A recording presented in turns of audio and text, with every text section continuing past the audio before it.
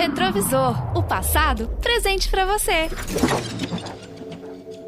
Você consegue conceber um governo que decidiu cometer um atentado terrorista contra uma ONG? Pois foi o que a França fez quando explodiu o barco Rainbow Warrior, pertencente à organização de ativismo ambiental Greenpeace, na noite do dia 10 de julho de 1985. Eu sou Xi e este é o Pelo Retrovisor, o podcast que faz o passado presente para você. Hoje nós vamos relembrar um dos mais vergonhosos atos de sabotagem da história, quando o governo francês resolveu eliminar seus opositores e continuar com seus testes nucleares no Oceano Pacífico.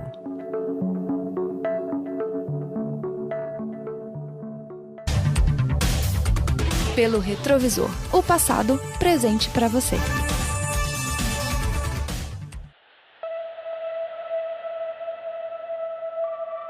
Rainbow Warrior, ou o Guerreiro Arco-Íris. Esse era o nome do navio que a organização Greenpeace comprou em 1977 para ajudar a chamar a atenção do mundo para causas ambientais. Originalmente uma treineira, ou seja, um barco de pesca que usa redes para pegar peixes em alta profundidade, o Rainbow Warrior originalmente se chamava Sir William Hardy e foi construído em Aberdeen, na Escócia. Ao confrontar caçadores de focas e baleias e protestar contra testes nucleares, o navio se tornou um importante elemento nas operações do Greenpeace ao redor do mundo, e assim como seus tripulantes, também enfrentou as consequências das suas ações.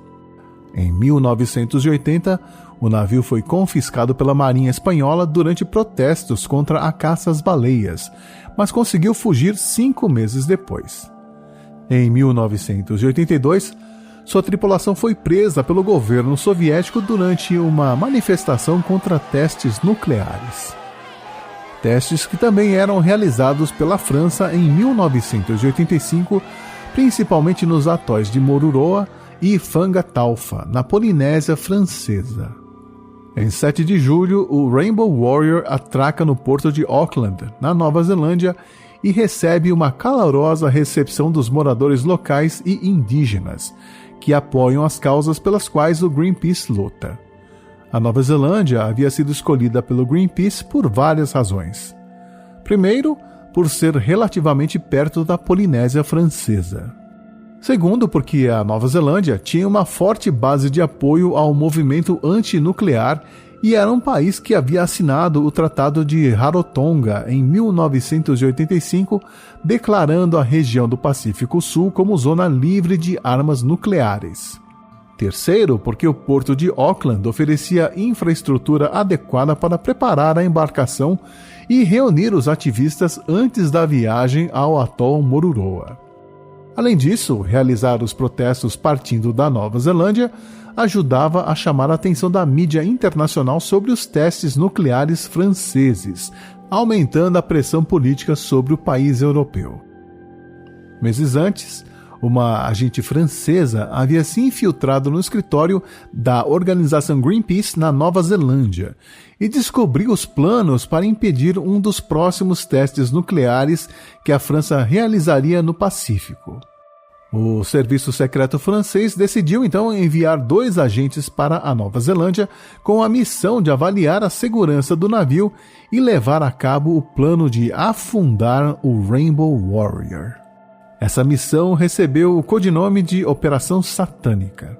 O comandante Alain Maffart e a capitã Dominique Priot se apresentam na recepção de um hotel em Auckland no dia 22 de junho de 1985, 19 dias antes do ataque, portando passaportes suíços com os pseudônimos Alain e Sophie Tourange.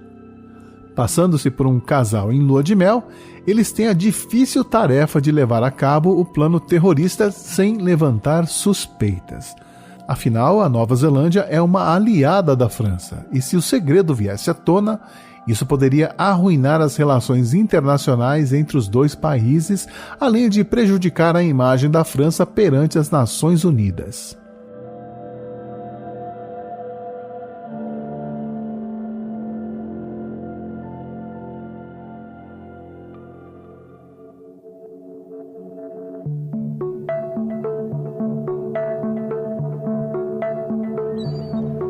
Nos dias que se seguem, os dois agentes exploram o porto de Auckland e constatam que há pouca segurança ao redor do navio, o que garantiria que seria fácil para o resto da equipe se aproximar da embarcação e plantar várias bombas que seriam detonadas com temporizadores. Alan e Dominique passam os dias seguintes comprando os equipamentos necessários, um bote inflável e equipamento de mergulho. Para ajudá-los a transportar tudo isso e entregar ao restante da equipe sem chamar atenção, eles decidem alugar uma van. Essa escolha traria consequências inesperadas ao grupo. Pelo retrovisor, o passado presente para você. 10 de julho de 1985, pouco antes da meia-noite. A bordo do Rainbow Warrior, a tripulação bebe cerveja animadamente em comemoração ao aniversário de um dos integrantes. Entre eles está o fotógrafo português naturalizado holandês Fernando Pereira. Ele, ao lado dos colegas, foi pego de surpresa pela primeira explosão no casco do navio.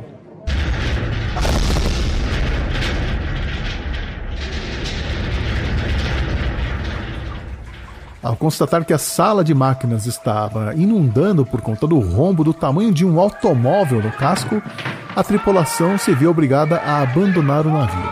Mas Fernando se lembra que sua câmera está na sua cabine. Ele decide pegá-la antes de se juntar ao resto da tripulação no cais. Mas após pegar a bolsa, acontece uma segunda explosão que deixa Fernando inconsciente enquanto a água invade o navio. Ele morreria afogado em poucos segundos. A equipe francesa ainda comemorava o sucesso do ataque quando descobriram pela imprensa que haviam matado um dos integrantes do navio. A morte de Fernando Pereira agravaria ainda mais a situação e com certeza chamaria a atenção da polícia e do governo neozelandês. Alan e Dominique decidem fugir da Nova Zelândia o mais rápido possível, mas antes eles precisam devolver o carro da locadora. A investigação preliminar das autoridades revelou que o ataque ao Rainbow Warrior não havia sido um acidente ou um ataque aleatório, e sim um ato de terrorismo, já que havia indícios de que as explosões aconteceram de fora para dentro do navio. Eles falaram com a imprensa e solicitaram que qualquer cidadão com informações sobre pessoas ou atividades suspeitas entrasse em contato com as autoridades. E não demorou muito para que as pistas começassem a surgir. Com seus sotaques fortes, os agentes secretos franceses chamaram a atenção, praticamente em todos os lugares por onde passaram. 2 dias depois do atentado, Rebecca Hayter, uma atendente de 21 anos da locadora, recebeu uma ligação da polícia querendo saber sobre o casal suíço que havia alugado uma van. Ao chegar ao trabalho, ela se surpreende com a presença de Alan e Dominique, que estavam lá devolvendo o carro antes do tempo estipulado, explicando que precisavam encurtar a viagem por conta de um imprevisto. Rebecca pede que eles esperem pacientemente enquanto conversa com seu gerente para realizar o estorno do valor ao qual eles tinham direito.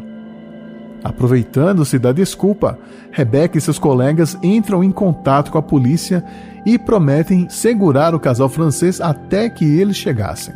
Rebecca prolonga o processo o máximo possível, mas percebe que o casal começa a ficar inquieto.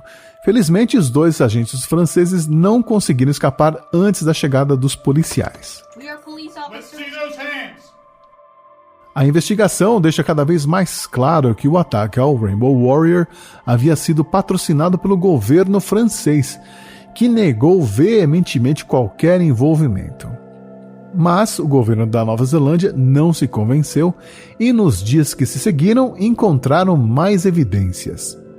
Em 13 de julho, eles localizaram um iate que havia sido visto em Auckland no dia do atentado com 3 franceses que são imediatamente presos. Embora descubram evidências ligando o iate ao atentado, como o barco estava em água sob jurisdição australiana, a lei local determinou que eles só tinham 24 horas para acusar os franceses de algum crime. Mas por não conseguir fazê-lo a tempo, eles são forçados a liberar os 3 suspeitos.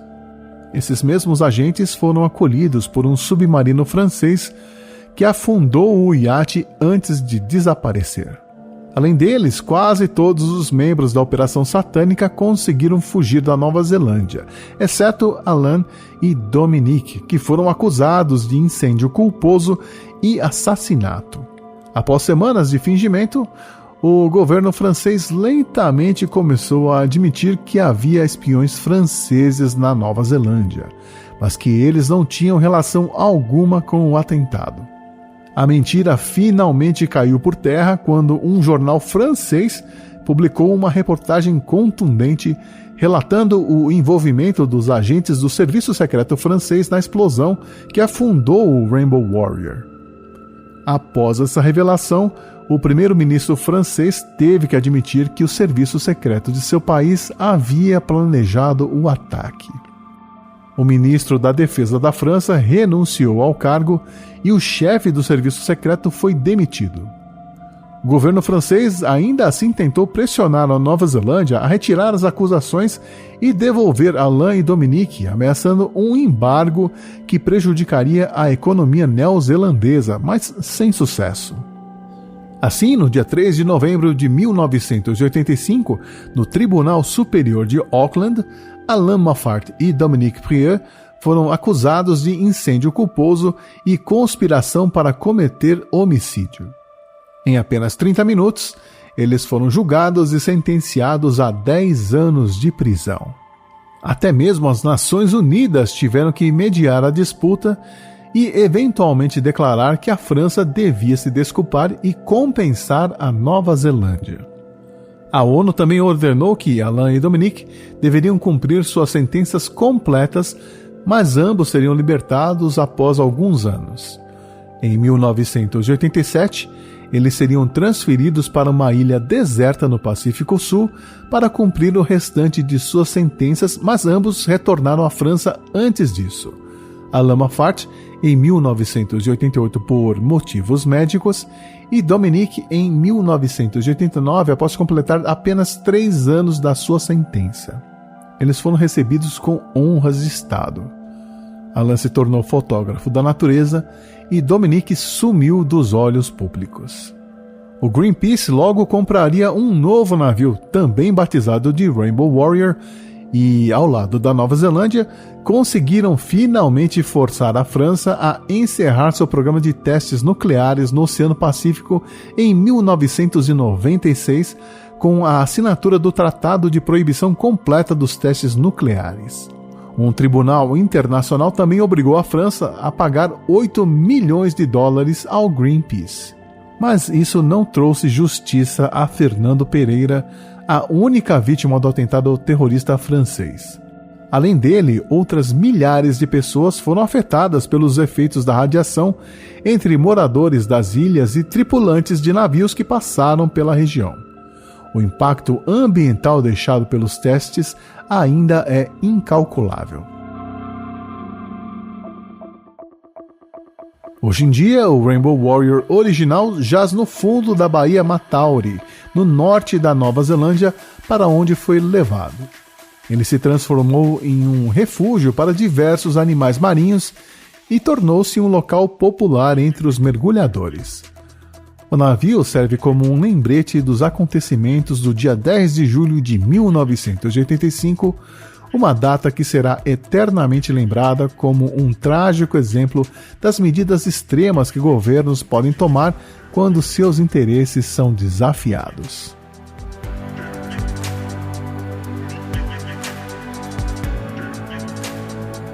Eu sou o Xi. Obrigado por ouvir mais esta edição do Pelo Retrovisor. Em breve eu volto com mais uma memória dos anos 80. Até lá.